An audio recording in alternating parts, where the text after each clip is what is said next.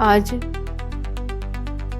युग दृष्टा और युवा प्रणेता स्वामी विवेकानंद जयंती के अवसर पर मैं उनको श्रद्धापूर्वक नमन करती हूँ। इतने वर्ष बीतने के बाद भी स्वामी जी के जो विचार हैं वो आज की हमारी युवा पीढ़ी के लिए प्रेरणा स्रोत हैं। उन्होंने जिस तरह से ये संदेश दिया कि हमारा जीवन जो है केवल व्यक्तिगत ना हो करके समाज और राष्ट्र के प्रति भी प्रत्येक नागरिक का कर्तव्य है। इसलिए यह अत्यंत आवश्यक है कि आज की हमारी जो युवा पीढ़ी है वो अपनी मूल संस्कृति से जुड़े, उसको जाने और पहचाने और उसको आगे बढ़ाने का प्रयास करें।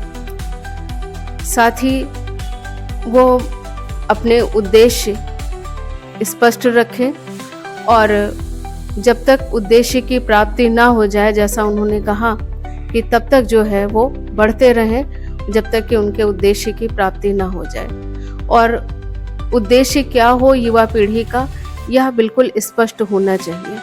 आज की जैसी स्थिति है, कई सारे युवा वो दिग्भ्रमित हो रहे हैं, गलत आचरण में पड़ रहे हैं, नशे की तरफ जा रहे हैं। तो उनको ये पहचानना चाहिए कि हम किस उद्देश्य के साथ जो है इस जीवन में आए हैं, और उनका जो उद्देश्य हो वो स्पष्ट हो और वो इधर उधर किसी उसमें ना पड़ करके वो देश और समाज के प्रति अपनी जिम्मेदारियों को समझें, और तभी शायद जो है स्वामी जी ने जो स्वप्न देखा था वह साकार हो सकेगा।